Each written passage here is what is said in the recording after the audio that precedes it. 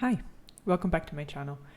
As I was preparing and thinking about how I'm going to start this video, I realized that Act 2 compared to Act 3 was a lot less impactful on me, or a lot less fun, you could say, because the main thing I remember about Act 2 was Tyrael, and don't get me wrong, I love the character, he's great.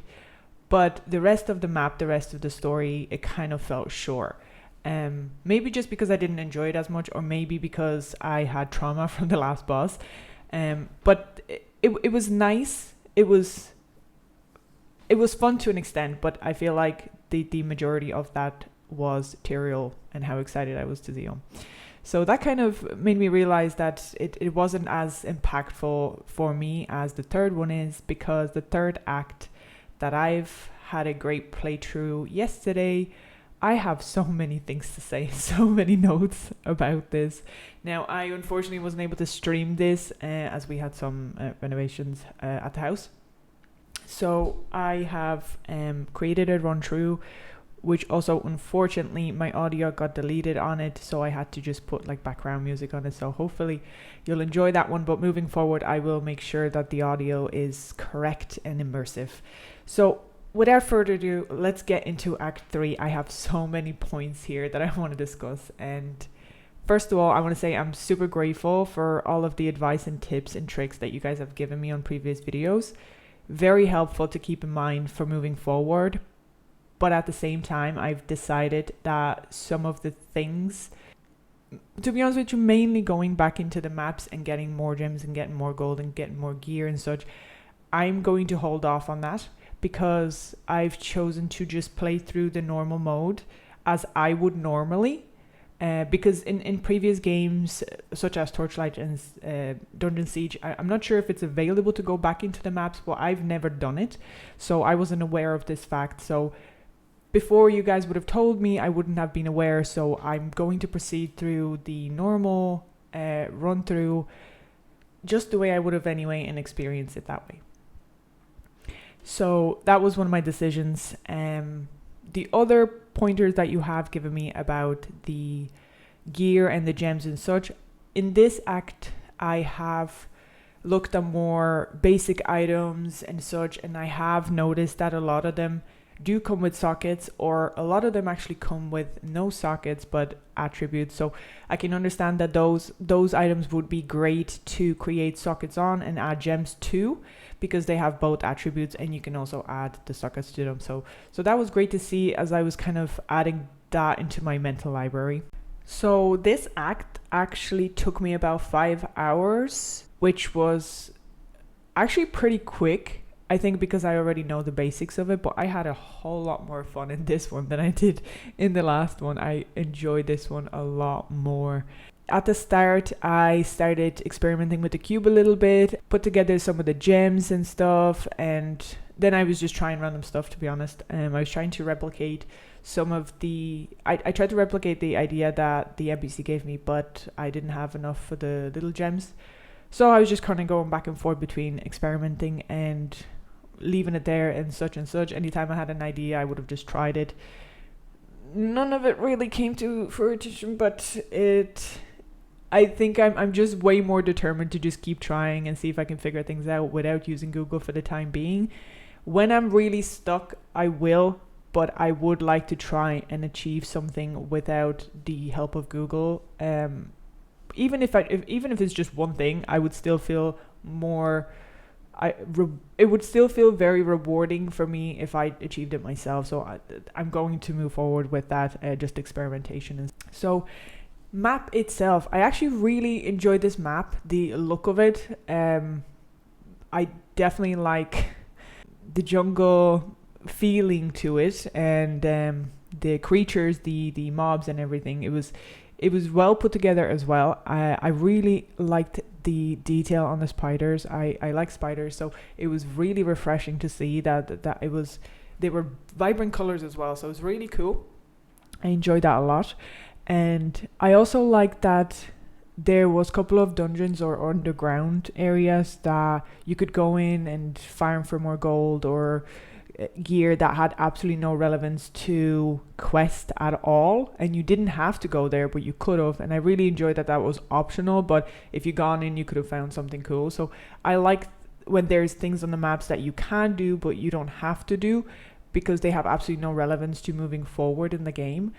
So it just gives you more kind of simpler content to do, or simple ways to find gold or items and such. So in this one, I actually became very rich again because I only died once.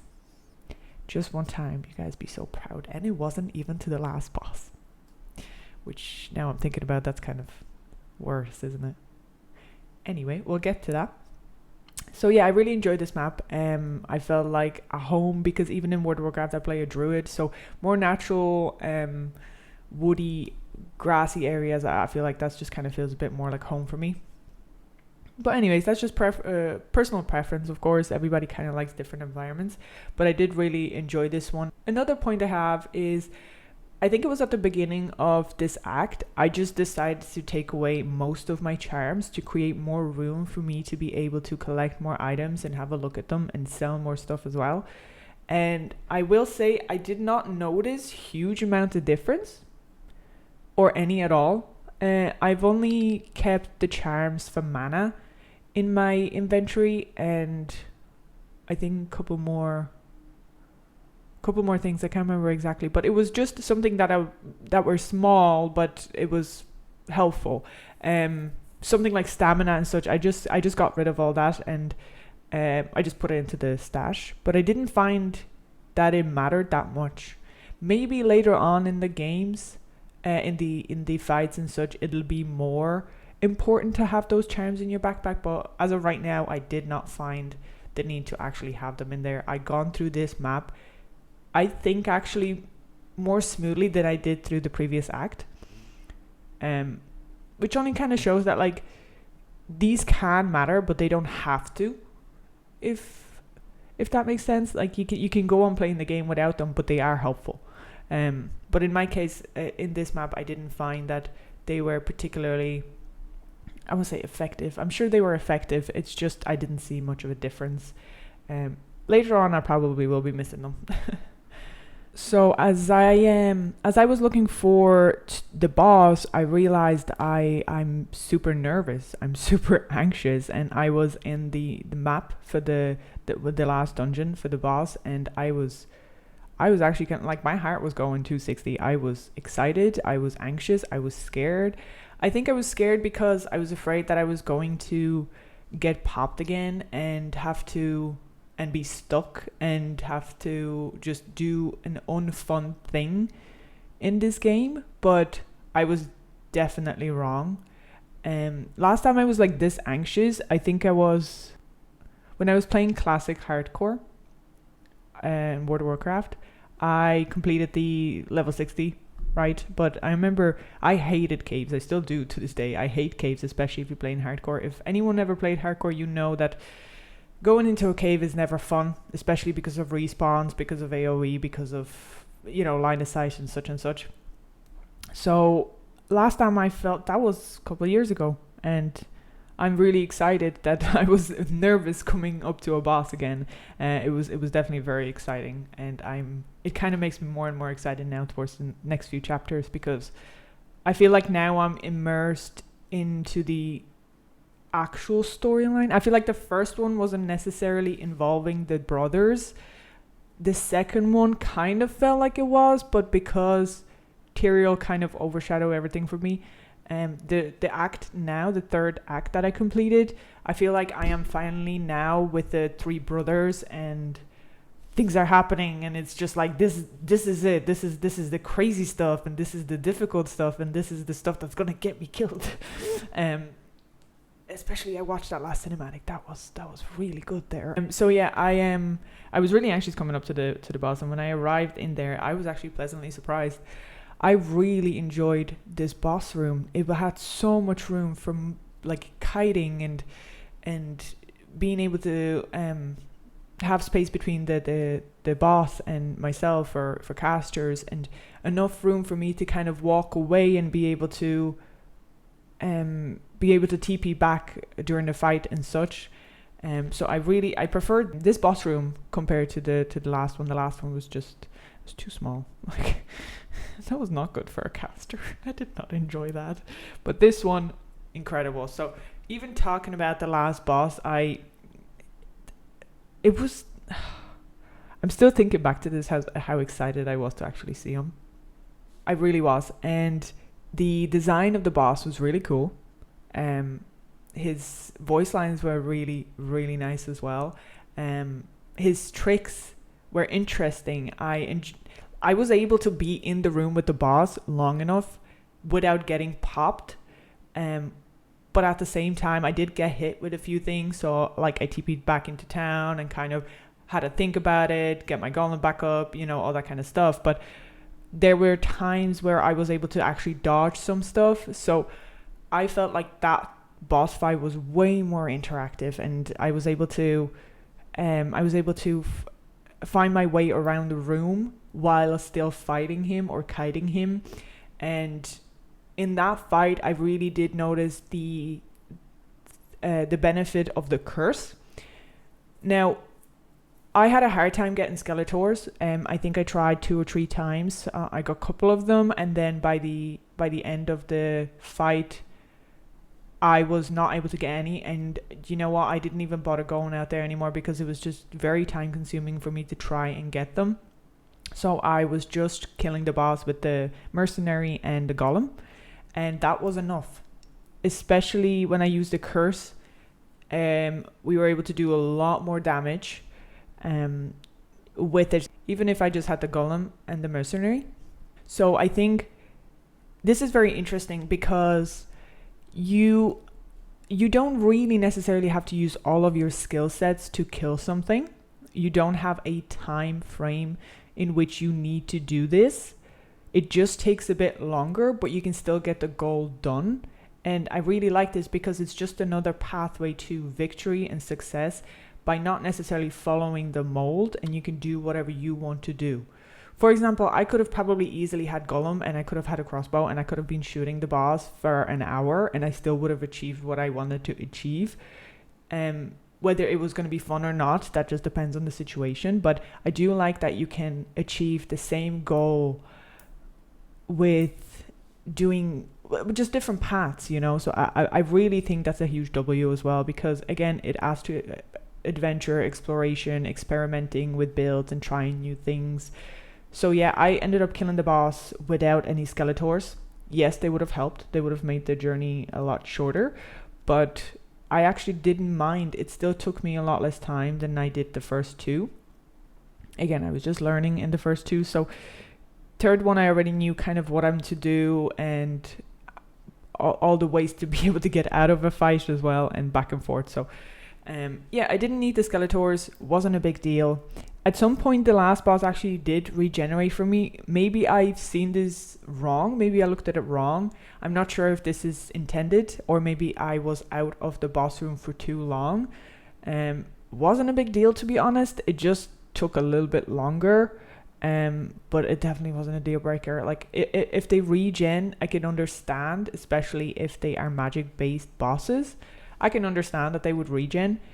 I think if he reset fully, it would have been a bit more heartbreaking for me, but because it seemed like he only regen for a little bit, it wasn't too bad. So I was able to just go back in and just basically repeat what I was doing the whole time. Another point I want to add to the boss room is that the design of the boss room was really incredible and immersive. When I was in the dungeon at first, I really started to get them nerves, and everything around me was very icky and disgusting and gross, and I loved it. I thought it was so good because the idea of Diablo and his brothers doing all these rituals and everything would have involved a lot of dead people and magic and blood, and it really was well done. And I was getting more hyped as I was searching through, more scared as well, but it really started bringing the story together, and the map was very well designed. So I thought that was a great aspect, and I still feel the ick. I really do. I was a bit surprised that I didn't die to the boss itself. I actually died to the leads that were in the boss room at first. And I have a little thing to say about this, because the boss itself, if you walk away into the darkness, the boss will sort of reset its aggro, or at least that's how I've seen it. And that was extremely pleasant, because I had the time to just walk away, get my town portal, or even just look for skellies inside of the boss room, which there were mobs more further up, which I was able to kill during the encounter of the boss and get my skellies and then go back to the boss without having to go out of the boss room. When it comes to the elites though, I had a bit of a struggle, because I was coming in and out of the room while I was trying to spam damage and get my skellies from the currently killed mobs, and I would have constantly just getting bombed. But they didn't reset aggro at all, and they were all just stuck at the door waiting for me to come back in, while I was kind of just going out, getting my golem, and then coming back in, getting Merc if he died, and coming back in. And it was just kind of the same repeat process. I would have probably enjoyed it more if they were programmed to at least start resetting aggro and just walking back towards their room, because that would have given me more space to go in and like kind of organize myself, so I can just kind of place myself to the side and do more damage from the side while they're fighting there. Or, you know, even the fires that they were putting down, the way they were standing, the second I would have TP'd into the room, all the fire snakes and all that was right underneath me. So it's like I could just only go back and just keep doing this back and forth. So it would have been more... It would have been a better quality of life if they were programmed to at least start moving backwards into the area they were spawned or they were placed, because this would have allowed you to actually walk into the boss room and better the encounter in general and be able to react to it. But not a deal breaker. I just had to go back and forth, and then when I got stuck is when I misclicked, which is 100% skill issue. But I died then. Coming back wasn't too bad. Just got all my stuff. My golem tanked it. Went back in, done the whole process again, and ended up killing him. So again, not a deal breaker, but it would have just probably, moving forward, I think if it is in a similar fashion, it is going to be a bit more annoying to deal with, because I will not have enough space to just go in and mess about and such, because it's caster against caster, so I don't understand why they need to be so close to me. Basically. Lastly, I want to mention about the cinematic. I thought that was a beautifully well done cinematic, where it caught you up to the story on what you just did or what happened. And the second I seen Diablo, I was like, oh yeah, there it is. It was so cool. It was so cool. I just can't. It was incredible. But I have to say, I might be the only one, but I do tend to root for villains a lot more than heroes. And I do like Tyrael. He's really cool. The character design is incredible. All of the character designs within this game have so far been pretty incredible, pretty unique as well, which I can really appreciate. It doesn't feel repetitive. But when I think about Diablo and Tyrael, I'm kind of excited to see what Diablo is going to do, because I'm the type of person that would, like, my favorite character from World of Warcraft would be Illidan, and he would have considered to be a villain before he became a hero, which I kind of disagree with. But anyway, I think, like, when you talk about Illidan and Arthas, it's like they didn't do anything wrong. That's how I would see it. Yes, they might have killed a lot of people, but maybe they had a reason. So yeah, I'm kind of looking at Diablo like, maybe he has a reason. You know what I mean? Like, he wants to annihilate the humanity, but maybe humanity gave him a reason. I don't know. But no. All I'm saying is that the villains tend to have a very rich backstory. So if this is indeed the case, that he does have some type of rich backstory, I'm so excited to hear about it. I'm so excited to get immersed in it. If he doesn't, I feel like I'm going to be a little bit disappointed, but not really. Purely because he is a monster type of thing. So it's like he was human until that obviously wasn't his true form, or at least that's how I picked it up. So now his true form is this beast. So his humanity would not be intact, if that makes sense. So I wouldn't necessarily be disappointed if his backstory wasn't as rich as Tyrael's, for example. But I'm excited to see what the brothers do in the future. Well, the remaining brothers, I guess. We'll see. Maybe they all survive. I don't know. No spoilers, please. No spoilers. So yeah, the story is coming together really well. It's well written and leaves me on cliffhangers, and I'm more excited to play the next chapter again and again. And I'm actually surprised on how much I think about this game. And before I go to bed, I'm thinking about what I'm going to say in the video and all the things. Like yesterday when I was recording a video of me trying the cube, and I was trying random crazy stuff. Like I was just popping things in there just to see what happens. Of course, failed on every count, okay, but I was trying. But I was just there and I was writing all my points on my phone in my notebook, because I was like, there's so much I want to talk about. There is so much. And I think that's probably, and I said this in the previous video in the description, it's the biggest proof of great content is when the person cannot stop thinking about the game, the content, the characters, the world, just everything about the game kind of consumes your mind. And my brain can only kind of focus on one game at a time, and I prefer it that way because I can focus and I can get immersed in one game and not be thrown from place to place. So for me, that's perfect. I'm excited to keep going with this game and get as far as I possibly can on my own.